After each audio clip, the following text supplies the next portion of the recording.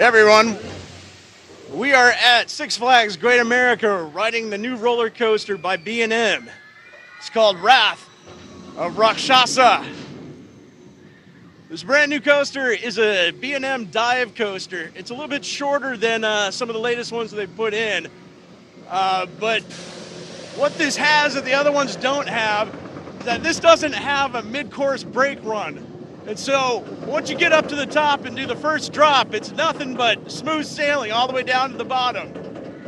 So as a result of not having that brake run, now we just get full flight all the way through 5 different inversions. Also, this roller coaster is more than vertical. It's sitting at about 95 degrees.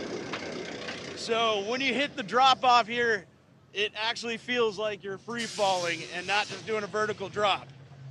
This thing is absolutely amazing. All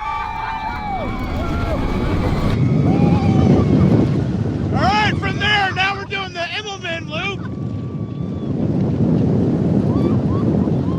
Going up into a dive loop. Then we have the zero G. Woo! Follow that with a corkscrew. Then we have a barrel roll. That's it. It's all the ones we have in us. These turns down here are actually really tight.